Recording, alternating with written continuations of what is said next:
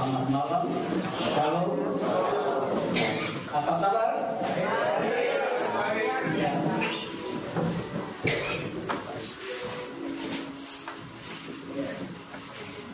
Di tempat saya selalu nanya apa kabar. Mereka selalu bilang luar biasa. Saya tambahkan kalau luar biasa ada dua kemungkinan. Luar biasa baik atau luar biasa rusaknya. Jadi malam hari ini semua luar biasa baik. Semua sehat-sehat, cantik-cantik, ya luar biasa. Juga kebetulan malam hari ini kita bisa ketemu di tempat ini. Seumur hidup saya baru sekali ketemu.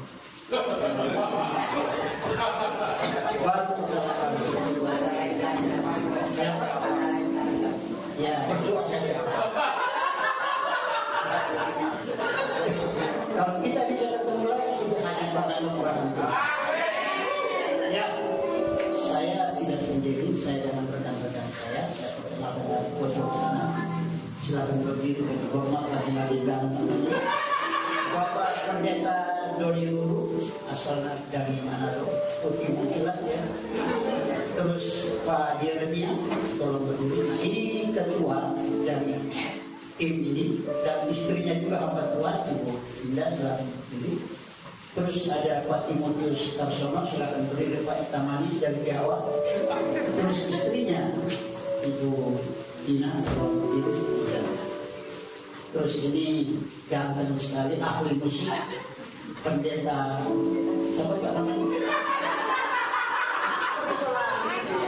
Tolong berdiri Pak. Ya. Ini mereka tua ini ahli musik, pasangan yang tidak bisa terpisahkan kayaknya. Pak Roni silakan berdiri Pak. Ya, terima kasih. Saya sendiri namanya Lukas. Kami ini dari berbagai tempat. Saya dari Ambon, dari Manado, dari Batak, dari Jawa, komplit ya, Bhinneka Tunggal Ika. Baik. Malam hari ini ingin saya membacakan satu ayat firman Tuhan. Kita buka Kisah Rasul pasal 1 ayatnya yang ke-8. Kisah 1 ayatnya yang ke-8. Bisa dilihat kalau ada ya. Ada yang tidak bawa Alkitab. Jadi kalau tidak ada yang bawa Alkitab, tolong lihat di tetangganya. Kalau tidak lihat dengan saja Pak ya. Saya bacakan pelan-pelan. Kisah 1 ayat 8 demikian berkata, tetapi kamu akan menerima kuasa kalau Roh Kudus turun ke atas kamu, dan kamu akan menjadi saksiku di Yerusalem dan di seluruh Yudea dan Samaria dan sampai ke ujung bumi. Katakan amin. Siapa yang harus bersaksi? Ada suara. Saya nanya loh Bapak Ibu. Siapa yang harus bersaksi? Saya. Saya juga harus bersaksi. Bapak Ibu juga harus bersaksi. Nah, jadi perhatikan baik-baik perkataan Tuhan ini. Ini perkataan ini sangat penting karena di dalam dia mengucapkan ini terus dia berangkat. Nah, saudara yang dikasih Tuhan, biasanya kalau orang tua-tua kita mau meninggalkan semua anak itu dikumpul ya. Dikumpulkan kan? Memberikan apa wejangan? Yang pertama itu lapangan bola yang di belakang rumah, maksudnya tanahnya luas banget. Kalau bisa jangan dijual. Terus itu kontrakan yang 10 petak, ini buat adiknya yang bungsu. Begitu ya. Saking mereka pegang teguh amanat ini, mereka benar-benar tidak menjualnya. Padahal orang tuanya sudah berjanji. Ya. Nah, kalau orang tua saja berjanji kita patuh seperti itu, bagaimana dari perkataan Tuhan? Nah, jadi hari ini dia berkata, kalau Roh Kudus turun ke atas kamu, kamu menerima kuasa dan kamu akan menjadi saksi mulai dari Yerusalem. Tahu ujung bumi ada di mana? Tahu? Kalau nggak tahu saya juga nggak tahu.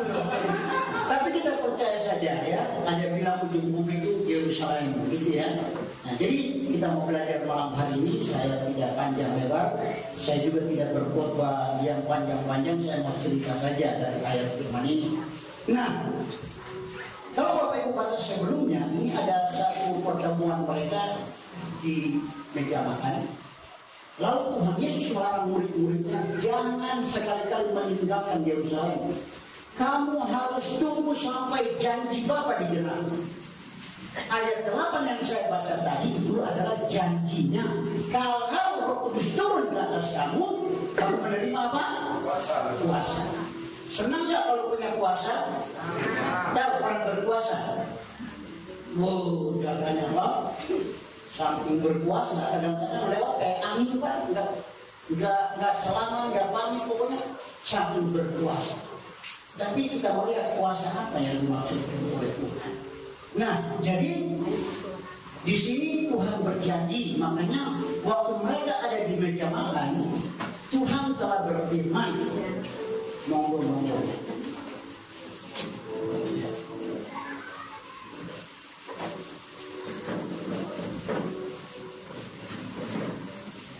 Selamat datang. Mereka dilarang untuk meninggalkan kota Yerusalem sebelum janji itu digenapi. Seumpamanya mereka pergi dari Yerusalem, mereka memperoleh janjinya enggak? Halo? Pasti tidak dapat. Makanya di dalam Tuhan itu ketaatan itu mutlak. Tahu ketaatan?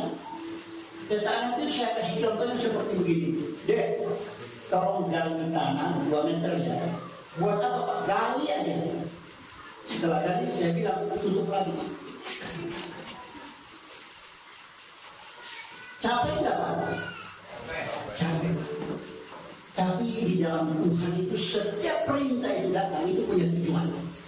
Jadi taat saja. Karena akhir dari ketaatan itu berkatnya luar biasa. Berkat itu bukan datang kepada orang Kristen, tetapi datang kepada orang yang melakukan kehendak Allah. Ingat, jangan kita bangga kalau kita jadi orang Kristen, anak Tuhan, petenteng-petenteng tidak ngapa-ngapain. Itu berbahaya. Karena agama Kristen tidak bisa menolong kita. Ada amin? Agama Kristen itu tidak bisa menyelamatkan kita. Yang bisa menyelamatkan kita hanyalah Yesus Kristus Tuhan. Siapa Yesus Kristus? Dia adalah Allah yang turun ke dunia jadi manusia, mati untuk dosa dunia. Tanggal 15 kita memperingati Jumat Agung, lalu 17 kita merayakan Paskah. Itu adalah hari raya terbesar orang Yahudi nomor 1. Lalu hari raya terbesar nomor 2 adalah Pentekosta. Itu nanti. Tapi malam hari yang saya mau bahas tentang puasa. Jadi saudara yang dikasihi Tuhan, ingat baik-baik. Saudara yang sudah percaya Tuhan, ingat saudara punya kuasa. Kuasa di sini bukan untuk supaya saling menguasai satu dengan yang lain. Kuasa di sini bukan untuk seenaknya injak-injak kepala orang, bukan. Tapi kuasa untuk apa tadi? Kayaknya kurang nih Pak. Apa kipas tadi kurang kencang? Jadi agak panas gitu ya. Saya memang ingat tapi tetap harus bersemangat. Karena Bapak Ibu saya lihat saya senang, ya saya nggak kenal Bapak Ibu tapi saya senang. Jauh-jauh kami datang ke sini tujuannya untuk menguatkan iman kita bersama. Amin Bapak Ibu. Ya, percayalah Bapak Ibu nggak kenal saya juga nggak kenal Bapak Ibu. Tapi kami paling sekali kita saling mendoakan. Ya, saya berdoa Tuhan berkati umatmu yang dari Sabang sampai Merauke. Masih Bapak Ibu. Ya kan? Saya mendoakan saya nggak kenal. Hari ini kita dipertemukan. Ada amin ya? Nah, kuasa ini diberikan Tuhan kepada kita supaya kita bisa melaksanakan perintah Tuhan. Saudara bisa membayangkan kalau kita hidup di dunia yang keras ini tanpa kuasa, orang Kristen yang tidak punya kuasa bisa membayangkan Bapak Ibu itu di apa ya, ngomong-ngomong itu pokoknya tidak punya gerakan gitu ya, tidak punya kemampuan. Makanya kita harus diperlengkapi dengan kuasa. Nah, kuasa ini ya di dalam bahasa asli itu disebut dunamis. Apa itu? Agak berat ucapannya ya, nggak apa-apa. Dunamis, akar katanya itu dinamik. Tahu dinamit? Pernah lihat? Nah, saya ini dulu pernah kerja di pertambangan, jadi saya tahu persis bagaimana sebuah gunung yang tinggi itu bisa dirobohkan dalam seketika dengan cara pakai dinamit. Ya, jadi diledakkan pakai dinamit, hancurlah itu gunung. Ya. Jadi Bapak Ibu yang dikasihi Tuhan, kuasa yang Tuhan kasih buat saya dan saudara itu adalah untuk menghancurkan pekerjaan-pekerjaan setan. Karena setan itu hanya apa lakukannya? Dia melakukan apa? Dia hanya mencuri, membunuh, Jadi kalau saudara hidup dalam sakit-sakitan, hidup dalam keterpurukan, miskin, tidak punya apa-apa, yang senang sama Tuhan tidak senang. Makanya dia bilang, aku datang supaya kamu punya hidup dalam kelebihan. Aku yang kaya jadi miskin supaya kamu yang miskin jadi. Siapa di sini yang sudah kaya? Tolong angkat tangan. Cuma satu orang, Pak.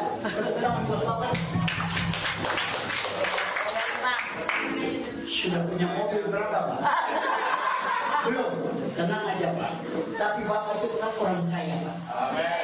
Karena kita mau cari kaya ini bukan supaya orang dunia lihat, tapi kaya menurut pandangan Tuhan. Ya.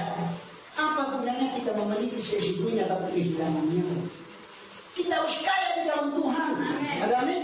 Kaya dalam iman, kaya dalam pengharapan, kaya dalam kasih, kaya dalam memberi pengampunan. Ada orang pelit memberikan pengampunan, Pak. Marah-marah, simpan sampai bertahun-tahun, pelit namanya. Karena sama-sama miskin, tidak suka memberi pengampunan, makanya mereka digolongkan orang-orang yang miskin. Jadi ingat ya, semua kita ini punya kuasa yang dahsyat untuk menghancurkan pekerjaan-pekerjaan setan. Karena setan itu kalau saudara mukanya maju, tiap hari itu lemah, lesu, setan senang. Malas beribadah, malas berdoa, malas baca Alkitab. Setan senang kalau bisa datang ke gereja tapi tidur aja nggak apa-apa. Nggak usah terlalu bergairah bagi Tuhan, jangan. Itu pekerjaan setan. Tuhan mau anak-anaknya harus bergairah. Amin. Umur boleh senior, ya. Bilang Tuhan gak enak banget. Senior. Tapi tenaga,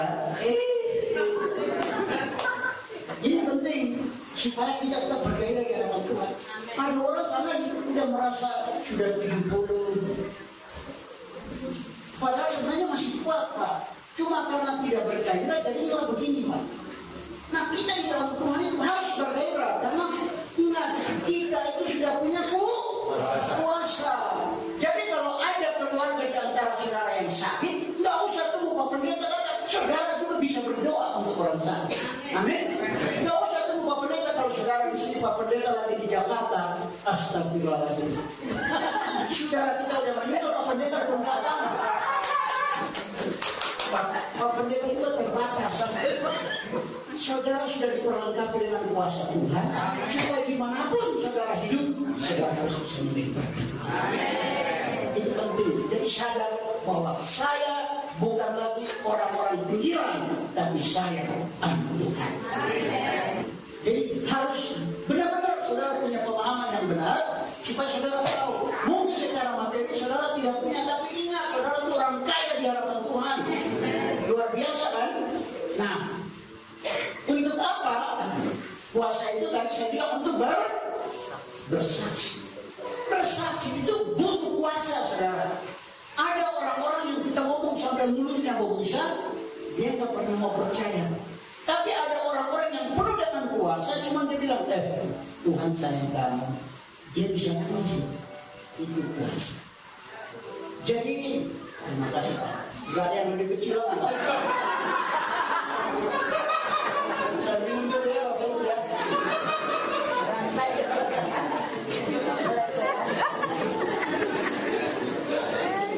Bercanda, dia terlalu serius Bapak.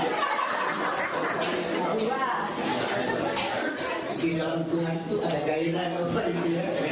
Yang penting paham, mengerti kebenaran, supaya kita nggak dibodoh-bodohin. Keluarga sakit, wah ini ada yang santet ini, ayo bawa cari dukun. penyakit apapun di dalam Tuhan semua terselesaikan. Maksudnya ya, jadi saudara itu ingat bolak-balik depan belakang kiri kanan saudara punya kuasa. Bukan kuasa untuk menghantam orang lain, jangan. Bukan untuk menghantam tetangga, bukan. Untuk menghantam istri, jangan. Kuasa untuk menghancurkan pekerjaan setan. Karena setan itu kerjanya cuma 3: mencuri, membunuh, sedapat mungkin. Kalau saudara pun nggak ada damai. Jadi Tuhan kita itu melampaui badan apapun saudara. Makanya kalau saudara rajin baca Alkitab, saudara gimana? Nah, jadi hari ini saudara ingat kuasa itu ada di mana? Ada dalam diri orang percaya. Makanya 1 Yohanes 1 ayat 4, di dalam diri kamu ada kuasa yang lebih besar dari roh-roh yang ada dalam dunia. Ada roh yang lebih besar. Setan itu beda dengan manusia, tahu perbedaannya? Setan itu tidak bisa punya peri kemanusiaan, tapi manusia itu bisa kesetanan. Pernah lihat manusia kesetanan? Piring meleset, istrinya diaperkat, itu kesetanan, Pak. Nah itu setan. Dan kalau rumah tangga hidup dulu kacau terus, setan ketawa, Pak. Kalau orang ribut-ribut terus itu nggak pernah diberkati. Ingat baik-baik. Kalau saudara hidup saling mengasihi, hidup berhubung, kesanalah Tuhan akan memberitakan. Mazmur 103. Jadi perlu ada damai. Bahkan Firman berkata, sedapat mungkin jangan punya musuh, berdamailah dengan semua orang. Orang benci kita silakan, monggo, tapi saya berusaha tidak membenci orang. Ya, jadi saudara sudah punya kuasa, amin? Tinggal mempraktekkan. Nah nanti kalau ada orang sakit, saudara doakan, nggak sembuh malah mati.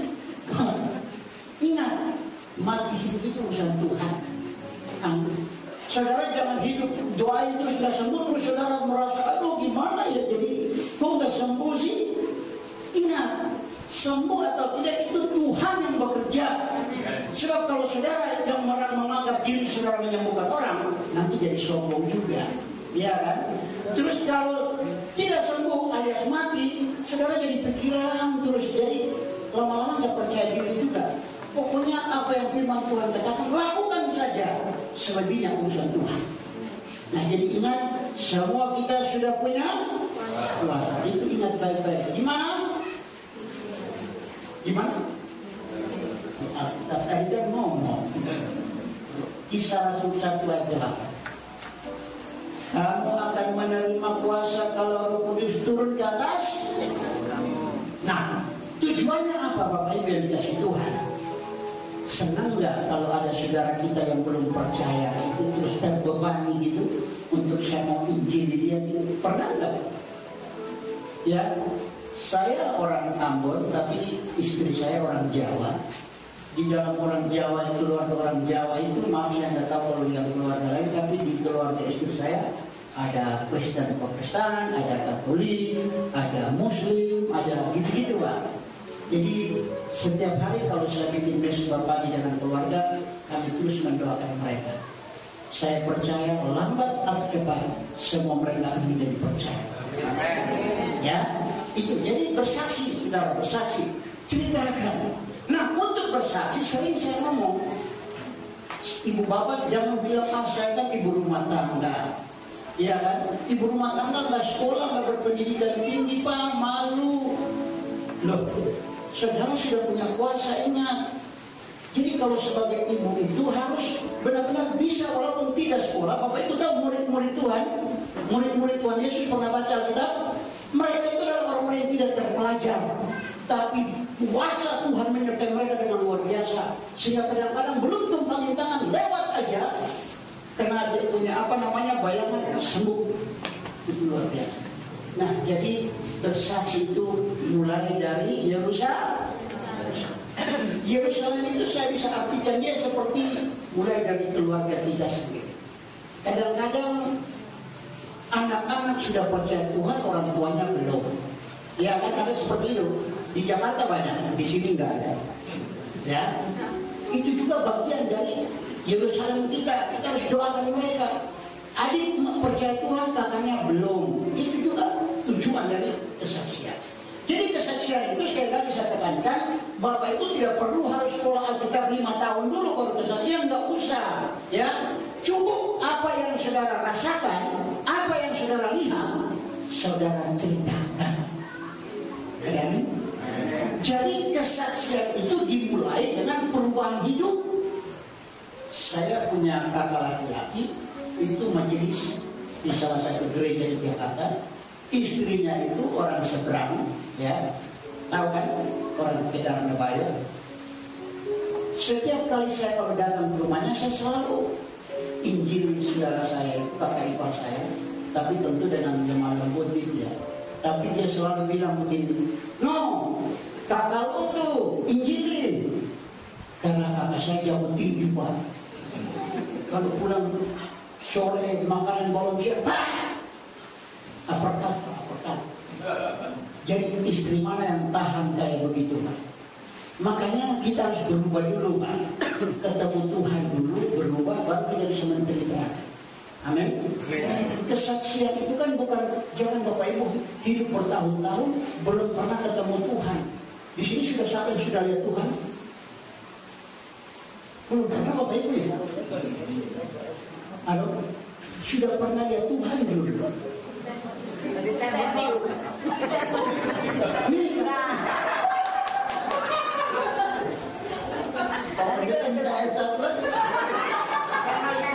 Kekecilan.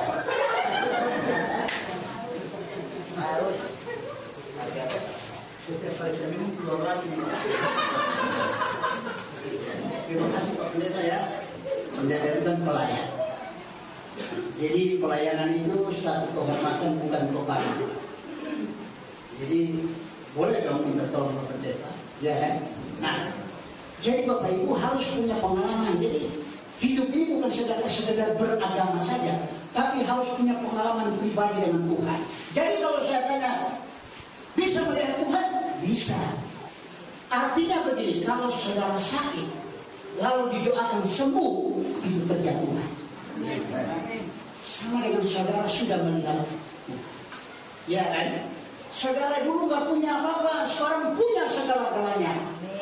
Itu hanya Tuhan yang bisa memberkati kita. Saudara sudah melihat Tuhan. Tapi kalau ketemu muka dengan muka, jangan bisa cepat langsung pulang. Ya?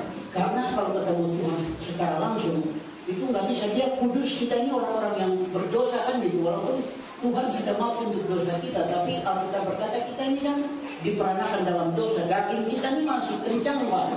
Tahu daging, bukan daging bejua, bukan kedagingan.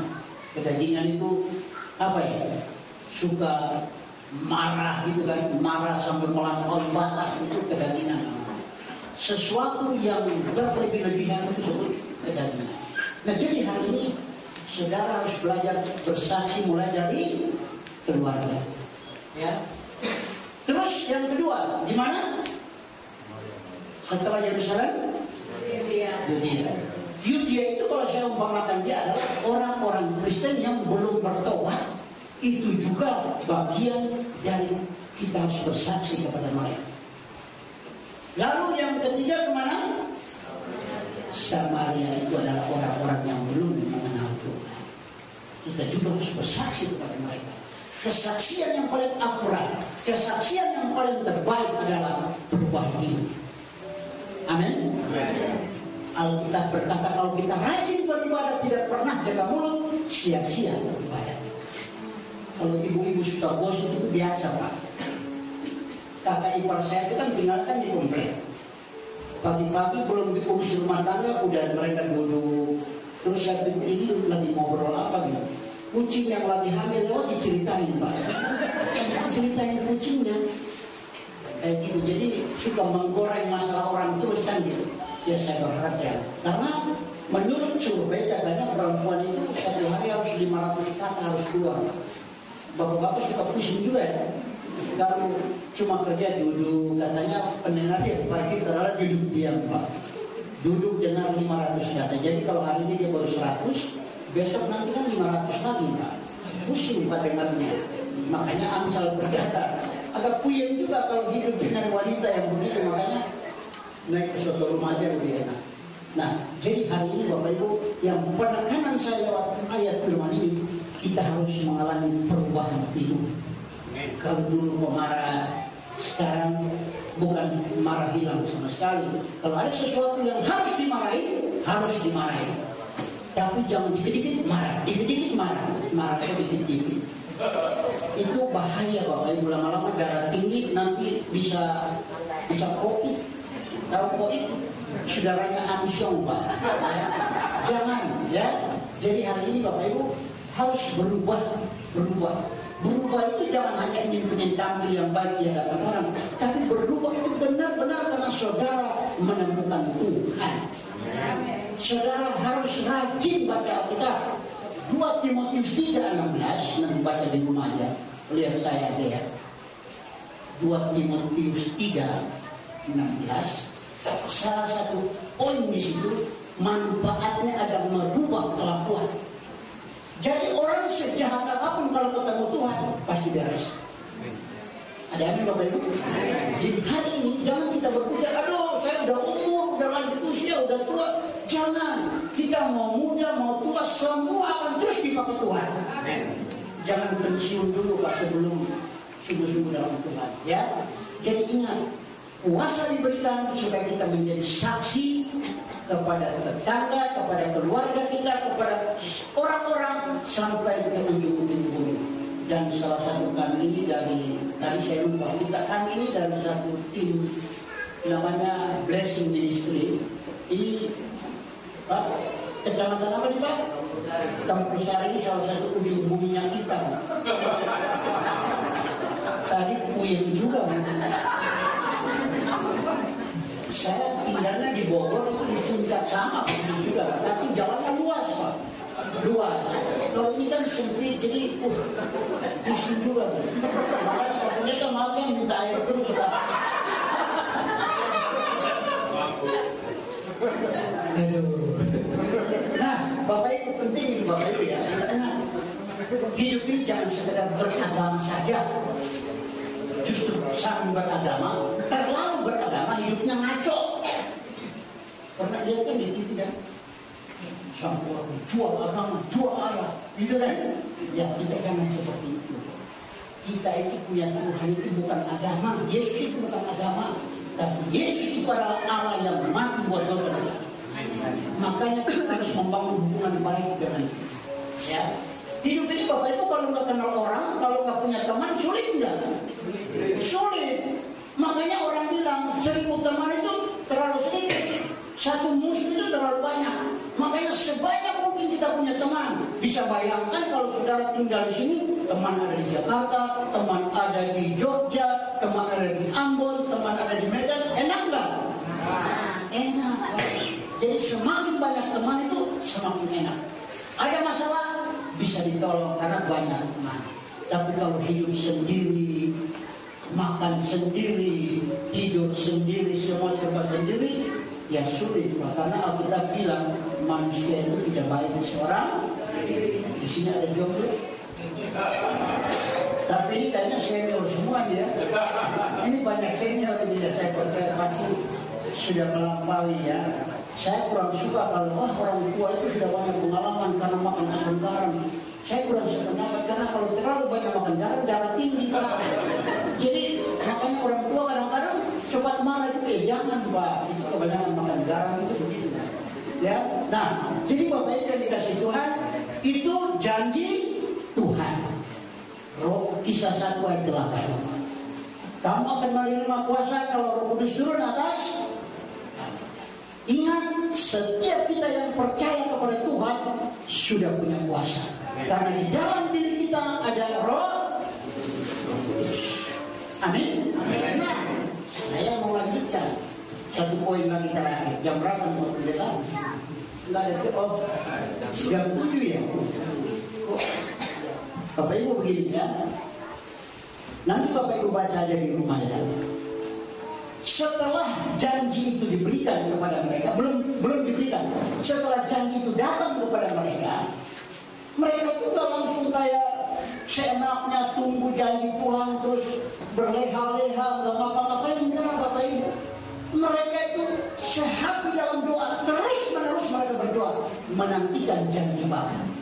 Mereka berdoa, terus-menerus berdoa. Makanya di Lukas 18 berkata, doa jangan jemu-jemu, berdoa terus.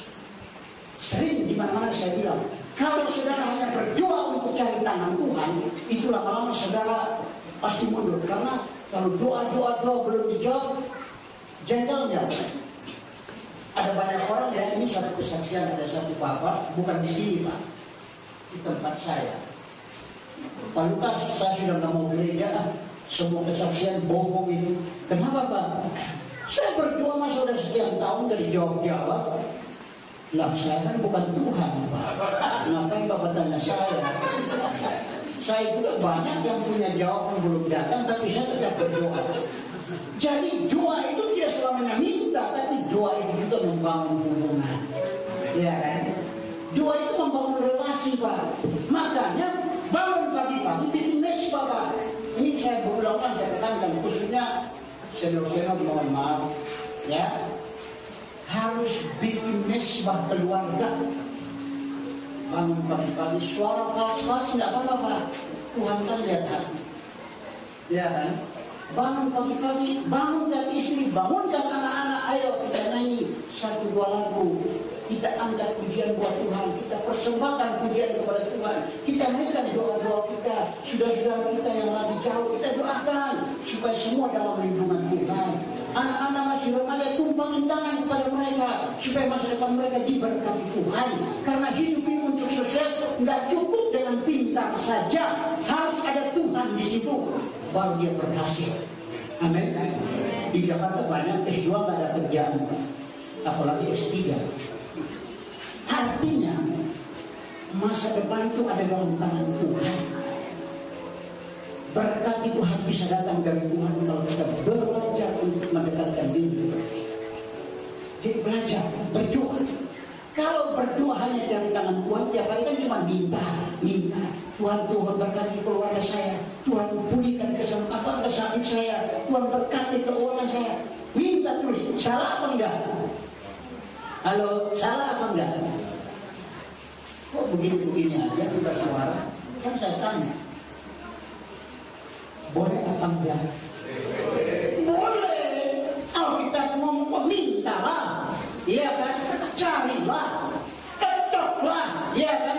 Sebagai anak kita punya hak untuk meminta, tapi jangan minta-minta sama orang. Ingat, kalau saudara ada punya masalah, jangan suka menceritakan hal-hal yang kayak menimbulkan kesan belas kasihan orang itu. Jangan. Bukankah Alkitab berkata doa orang benar bila dengan yakin itu akan besar kuasanya? Datang dong sama Tuhan, belajar mengandalkan Tuhan, belajar percaya kepada Tuhan.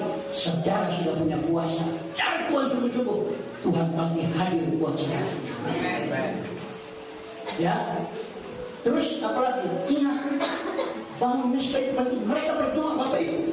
Bisa bayangkan itu kalau mereka cuma warawiri sana sini, gosip sana gosip sini, sambil menantikan saja. Saya mau bilang, Alkitab ini tidak ada satu ayat pun yang gratis.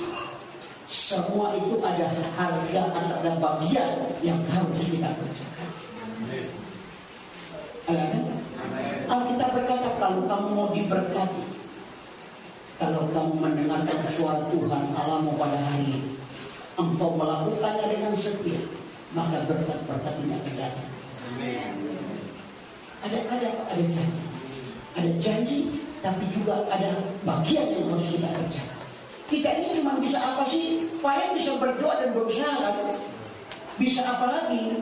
Yang namanya sulit, sukar, mana mungkin? Itu urusan Tuhan. Kita hanya bisa berdoa dan bekerja sambil berharap kepada Tuhan. Berdoa. Saudara ada punya adik kakak yang belum percaya, berdoa. Diawali dengan berdoa.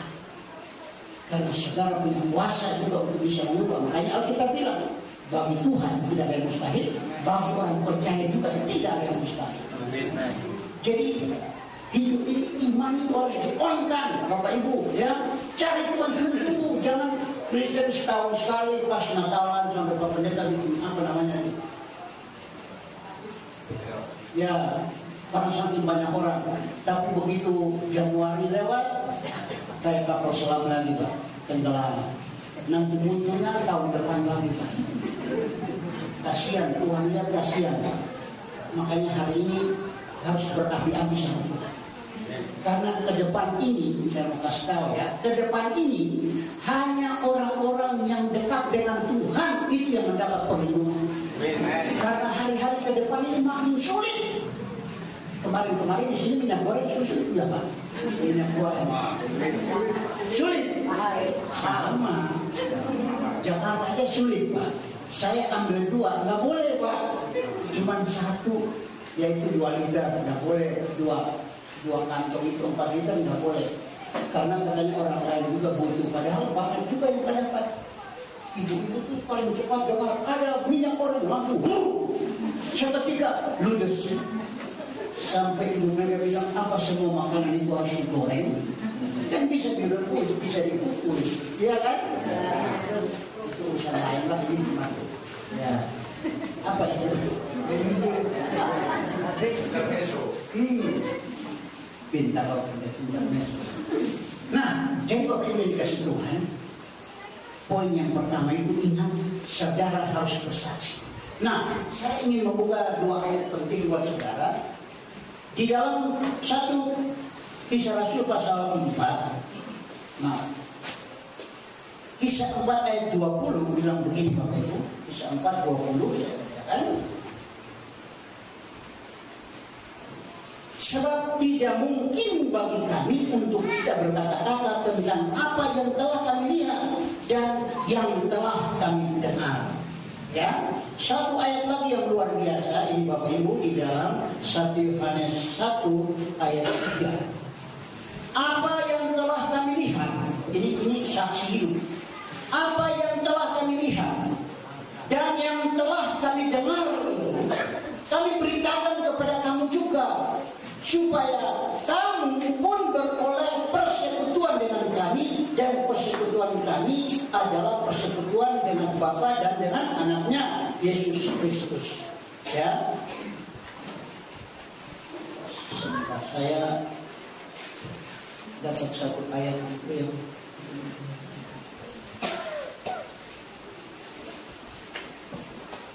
Nah, ayat 2. Hidup itu telah dinyatakan dan kami telah melihatnya, dan sekarang kami bersaksi dan memberitakan kepada kamu tentang hidup yang kekal yang ada bersama-sama dengan Bapa dan yang telah dinyatakan kepada kami. Jadi rasul-rasul ini apa yang mereka lihat, apa yang mereka dengar, apa yang mereka rawakan, ini mereka tulis kepada kita untuk menguatkan iman kita bahwa ini benar. Kalau berbicara firman yang hidup itu adalah pribadi Yesus Kristus itu sendiri. Makanya hari ini saudara dikasih Tuhan, kalau saudara hanya cuma beragama saja, satu ketika nanti saya percaya saudara akan juga bisa mundur dari Tuhan, karena tekanan-tekanan hidup yang luar biasa. Saudara tidak punya kuasa apa-apa, lalu saudara mundur, kecewa karena seakan-akan Tuhan tidak menolong, padahal saudara tidak melakukan. Tapi hari ini Alkitab berkata, orang yang berseru kepada Tuhan siang dan malam, orang ini sekali-kali tidak dipermalukan Tuhan. Kalau saudara ada masalah, pasti Tuhan mengawal saudara. Jadi hari ini saudara dikasih Tuhan, kalau kita mempraktikkan kebenaran ini, maka ingat, kalau saudara bawa 1 jiwa saja kepada Tuhan, itu seisi surga itu bersuka cita. Kalau saudara bawa 5 aja, ATM saudara di surga penuh terisi Pak. Ya, jadi jiwa itu mahal. Makanya orang bilang kalau Tuhan itu bisa dibelah hatinya, yang dilihat itu cuma jiwa-jiwa. Makanya dia bilang 1 aja yang hilang dia cari. Jadi hari ini saudara dikasih Tuhan, belajar bersaksi mulai dari keluarga. Nggak usah harus hafal teologi sampai wah.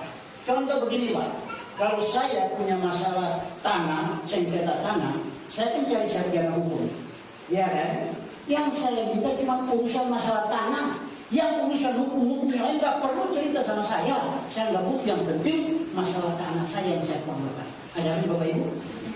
Itu aja seperti. Jadi kalau saudara mengalami Tuhan, sudah lihat Tuhan, dulu saya bagaimana, saya sekarang mengalami perubahan, itu saja yang saudara ceritakan, perubahan saudara. Tapi saudara jangan menceritakan kesaksian orang kepada orang lain. Itu nggak boleh, bukan apa namanya, tahu saksi. Biasanya polisi itu kalau di sidang-sidang itu kan menghadirkan saksi, ada saksi fakta. Ya kan, saksi fakta itu orang yang benar-benar melihat, ada saksi ahli, ya kan, artinya saudara benar-benar merasakan perubahan itu namanya saksi fakta. Saudara benar-benar mengalami Tuhan dalam itu saudara belum ngomong aja udah lihat mukanya saja, orang udah rasanya tenang gitu kan. Ada orang-orang Pak yang senangnya bikin jengkel orang, Pak, ada Pak. Lihat muka aja udah tenang, tidak ada Pak. Nggak usah ngomong, baru lihat muka aja udah nggak suka. Tapi ada orang-orang yang lihat jalan aja, aduh kok enak ya, gitu, tenang, damai. Nah itu saya yakin kalau orang dalam Tuhan itu selalu membawa dampak yang luar biasa kepada orang lain. Jadi hari ini saudara yang dikasih Tuhan, ingat bahwa Alkitab ini semua ada bagian Tuhan, ada bagian kita. Bagian kita hanya berdoa dan berusaha, berharap sungguh-sungguh kepada Tuhan. Nah, penggenapan firman-Nya itu nanti saudara lihat dalam Kisah Rasul pasal 2. Orang-orang yang tadi saya bilang penjala-penjala yang tidak berpendidikan itu ngomong nggak sampai 5 menit 3.000 orang. Luar biasa kan? Jadi saudara itu jangan mengukur kebesaran Tuhan dari pribadi saudara. Kadang-kadang ngaca, wah ganteng enggak, kaya enggak, siapa yang mau dengar saya? Salah Pak. Kita harus berdoa, cari Tuhan sungguh-sungguh, cari Tuhan sungguh-sungguh. Amin. Kalau saudara lagi susah nih, saya sarankan itu saudara lagi asal ingat, jangan susah karena bikin kesalahan sendiri, itu tanggung sendiri.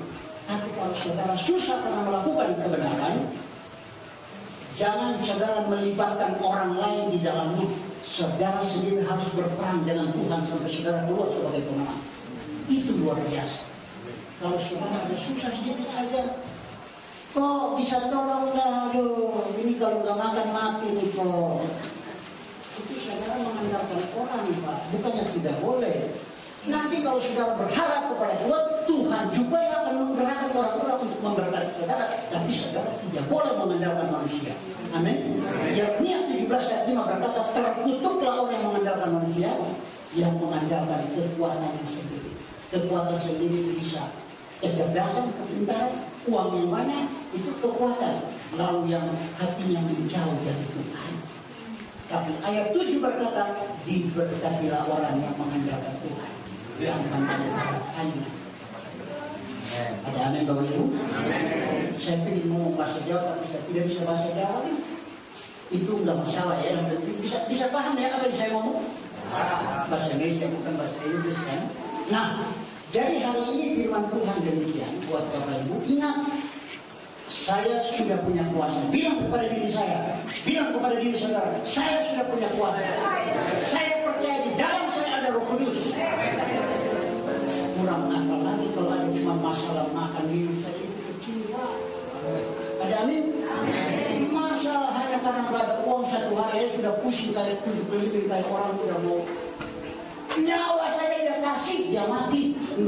Nanti hari Jumat itu ya bukan merayakan tapi memperingati matinya Tuhan karena dia mengasihi saudara.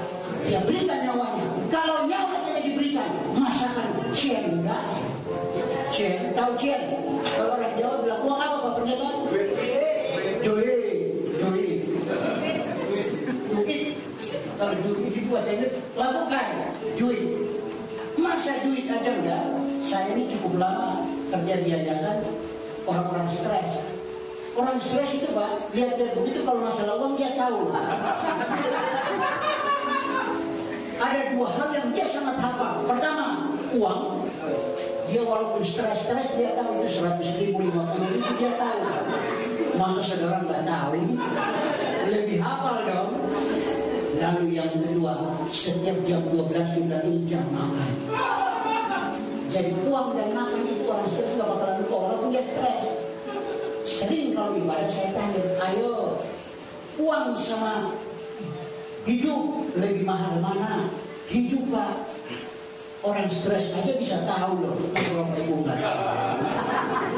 Hidup ini lebih mahal daripada uang, ya kan? Makanya kita berkata hidup ini lebih berharga daripada uang.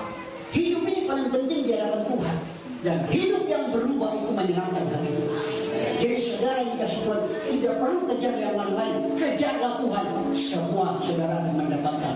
Minimal ada kedamaian di hati saudara, ada ketenangan di hati saudara walaupun dunia bergelora.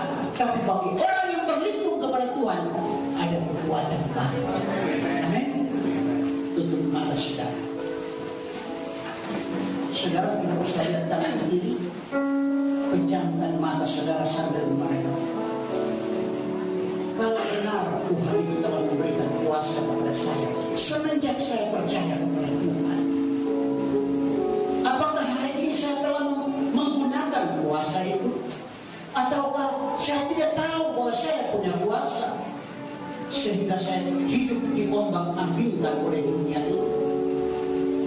Ingat, kita ini anak Tuhan.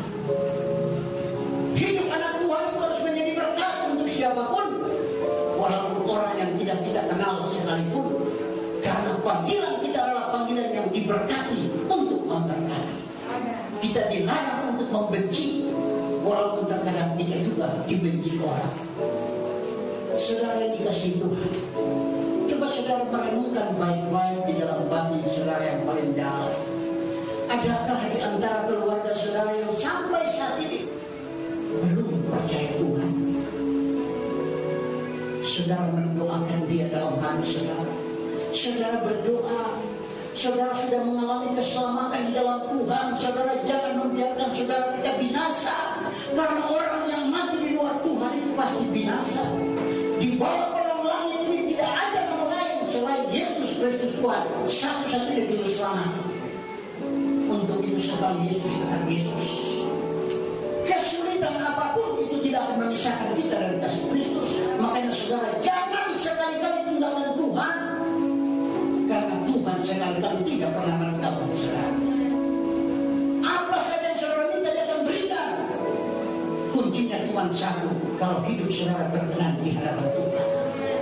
Malam hari saya ingatkan kepada saudara, kalau saudara hanya cuma kerja saya untuk mencari uang, padahal saudara punya waktu untuk berdoa. Pakailah waktu-waktu saudara kerja untuk cari makan, dan kerja juga pekerjaan Tuhan, yaitu bersaksi, berdoa, saksikan kepada orang-orang. Ini loh, bukan kekayaan saya, tapi ini loh Tuhan yang saya punya, namanya Yesus. Dia telah mengubahkan hidup saya. Kalau dulu hidup ini hanya bikin orang lain jadi jengkel, hari ini kita berubah supaya kita kemana?